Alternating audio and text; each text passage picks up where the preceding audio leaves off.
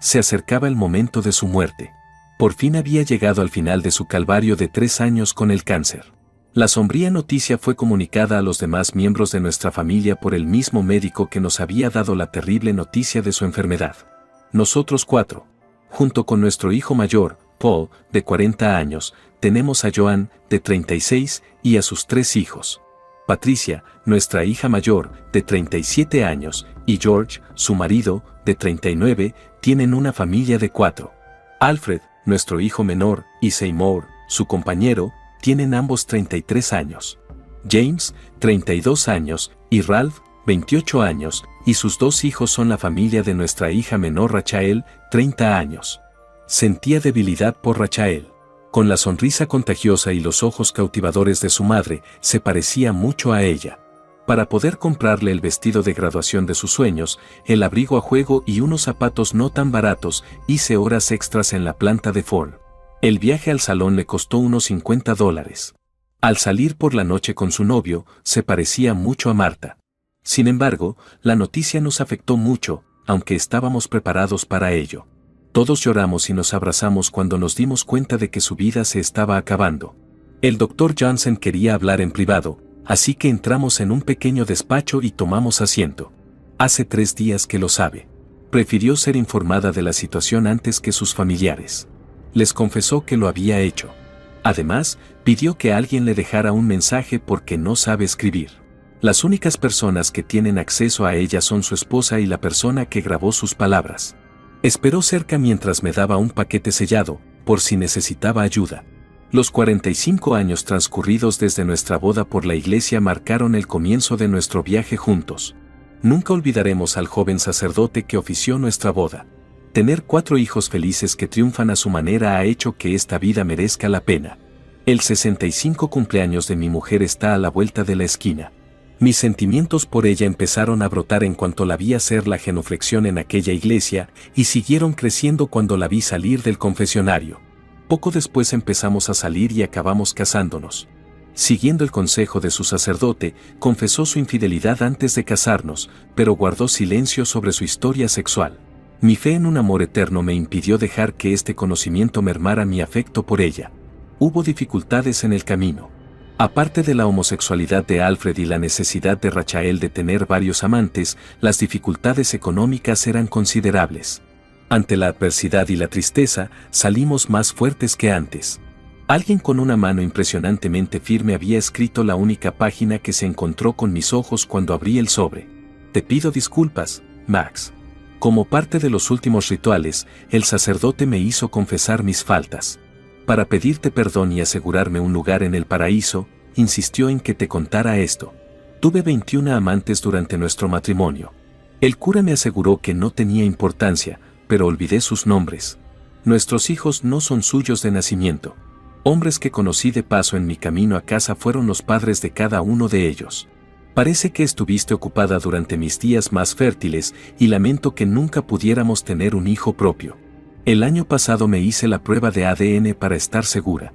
Es muy probable que Alfred sea hijo de Raymond, tu anterior jefe, y Paul podría ser vástago de tu hermano. No tengo ni idea de quién es el padre de Patricia por toda la gente que conocí en aquella época, sin embargo, Rachael podría ser de Rob Henderson. Gracias a su extraordinaria ética de trabajo, pudo costear la educación de sus hijos, sus aparatos ortopédicos y sus vestidos de graduación. El año en que me involucré tenía 15. El deseo sexual me impulsó a buscar más. Pensé que serías el mejor cónyuge que una mujer podría pedir, así que me casé contigo porque eres cariñoso y atento. Fuiste un padre increíble que cambió más pañales y ayudó con las tomas nocturnas cuando yo estaba agotada, y siempre estuviste ahí para nuestros hijos. Fuiste un marido muy querido para mí. Esto es impactante, lo entiendo. Aún así, se corrió la voz. Después de la graduación de la universidad, se les dijo a los niños. Nuestras familias estaban al tanto, pero decidimos no sacar el tema porque pensamos que habías dado tu consentimiento. Nadie mostró nunca su generosidad mencionándotelo. Querías a Rachael, pero ella me odió cuando se enteró. Sin embargo, tener 2 maridos y experimentar las alegrías de la intimidad la llenaba. Me consoló el hecho de que nadie pusiera en riesgo nuestro matrimonio o nuestra felicidad al contarte esto. Le pido perdón para que mi viaje al paraíso sea menos rocoso. Esta penitencia de confesarte me fue asignada por el sacerdote y la he cumplido. Mi partida al encuentro de mi Dios puede hacerse ahora con tranquilidad. Cariñosa esposa tuya, Marta. Mientras descansaba cómodamente sobre las almohadas de su cama de hospital, Marta pareció quedarse dormida. Le quedaba un buen día, y la angustia se había reducido hoy. A pesar de que se le acababa el tiempo, pudo hablar, agradecida de poder descansar del dolor. Paul, Rachel y Daniel, el hermano de su marido, charlaban en voz baja al otro lado de la habitación, lo que la ayudó a relajarse un poco. Durante las últimas semanas, esta habitación había servido como lugar de reunión para los miembros de la familia.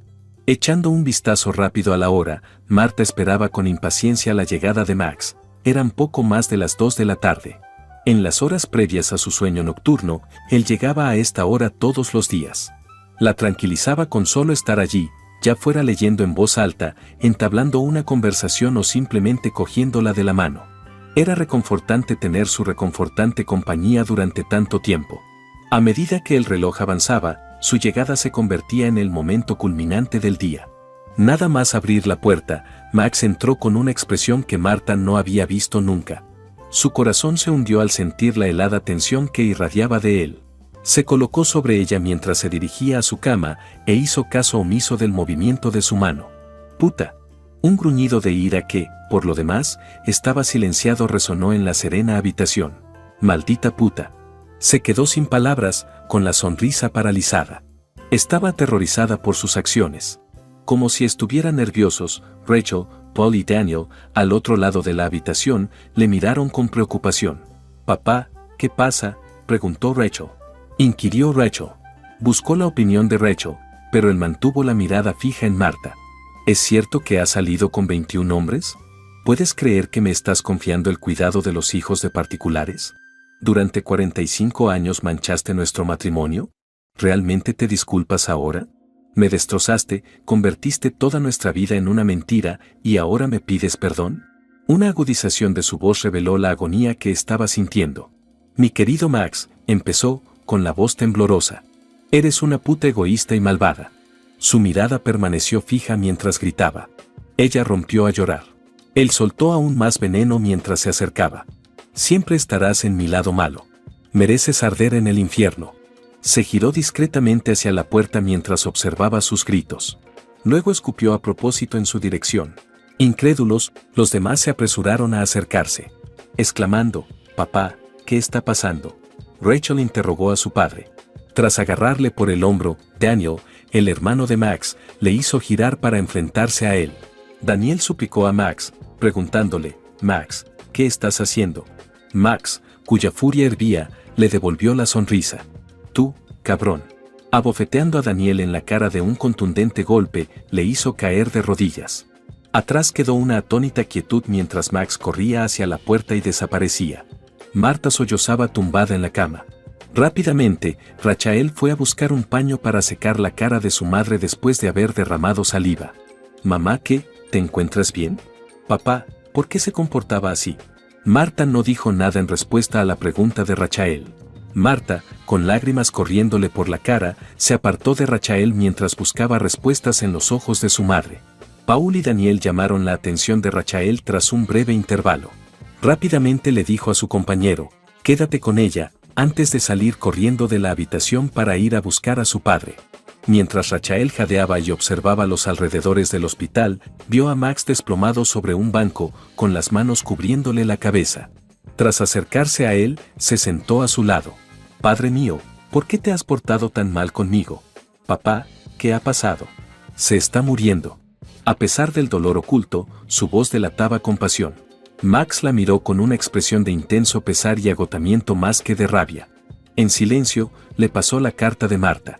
Rachel dejó escapar un grito de asombro cuando empezó a leerla.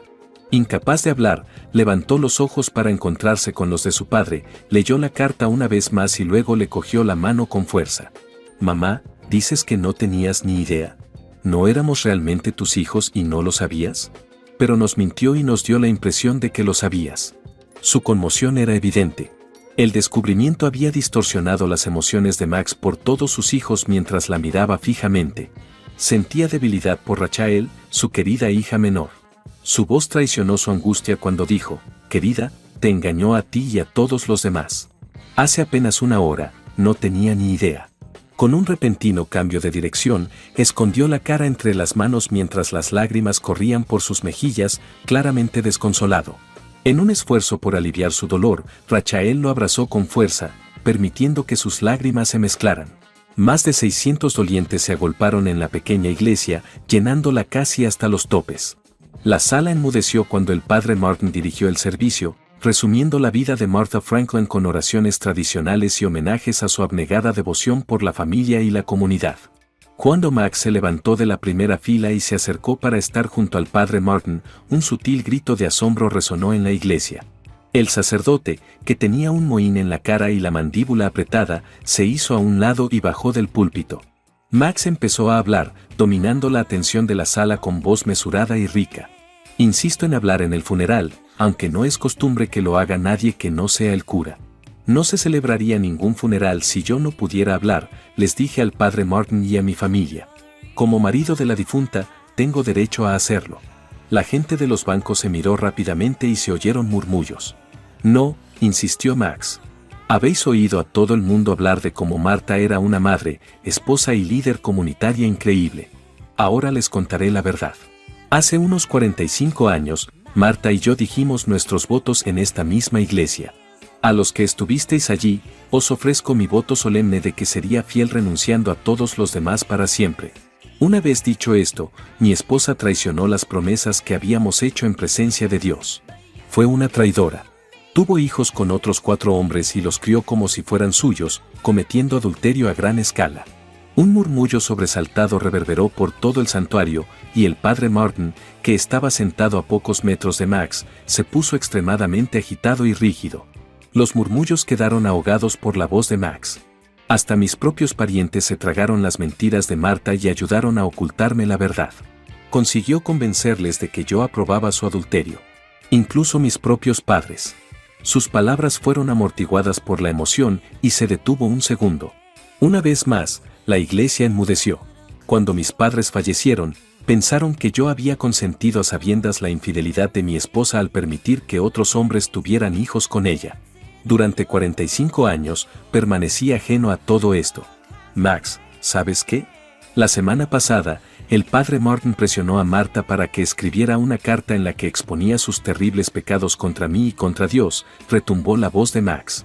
Se empeñó en romper mi serenidad con su confesión, en lugar de dejarme disfrutar de mis últimos días recordando a mi amada y devota esposa. Con la mandíbula apretada y los ojos clavados en la nada, el padre Martin permaneció rígido. El hombre que nunca ha estado casado ni ha sido padre, este hombre de Dios. ¿Puede comprender el dolor de un marido que ha sido traicionado? ¿Cómo de doloroso es descubrir que los hijos que amas no son realmente tuyos? ¿Él lo entiende? Aún así, en su arrogancia narcisista, obligó a Marta a cometer un pecado más, haciéndome dolorosamente consciente de la falsedad hueca de mi matrimonio. Había una gran quietud en el aire. Todos en la iglesia miraban fijamente al padre Martin y él sintió su peso. Se desplomó en el suelo, con las manos en las rodillas, para estabilizarse. Max bajó la voz. Pero el adulterio no se limitó a Marta. Me engañó con 21 hombres, incluidos algunos conocidos míos y hombres casados. 12 de sus nombres se me han olvidado. Que ahora se presenten ante Dios en su templo y den cuenta de sus transgresiones. Max sacó una tarjeta del bolsillo y la leyó solemnemente. La enorme capilla resonó con el sonido de cada nombre pronunciado, como el tañido de una campana. Raymond Hunt, Arthur Foster, Ben Newton, Henry Appleby, Brian Spencer, Peter Thomaston, John Garner, Nicholas Menzie, Richard Harper, Robert Henderson, Barry Jones. Los adoradores se retorcían y miraban furtivamente a su alrededor. Los transeúntes, horrorizados, observaban a varios individuos sentados con rostros inexpresivos y sin vida. Solo un nombre, y Daniel Franklin, dejó Max para el último recuento. Mi propio hermano. Una oleada de susurros horrorizados recorrió la catedral. Hasta que se calmó el estruendo, Max exudó un aire de dominio. Para que Marta tuviera la salvación eterna, el padre Martin insistió en que buscara mi perdón. Cuando el Señor juzgue, yo no tendré nada que decir. Pero mi esposa está muerta, y nunca será enterrada sin mi perdón. Max se alejó del atril con un decidido aire de seriedad. Mientras se dirigía al pasillo central, se detuvo ante el ataúd de Marta para admirar el exquisito jarrón de porcelana con flores blancas y azules. Con un gesto rápido, tiró el jarrón al suelo. Durante unos instantes, la capilla se estremeció por el estruendo. Tras recorrer el pasillo, Max llegó al fondo de la iglesia. Desde la segunda fila, su hija Rachael se levantó y se unió a él uniendo sus brazos. Entraron y salieron. Una profunda quietud descendió sobre la abarrotada iglesia a medida que sus pasos disminuían.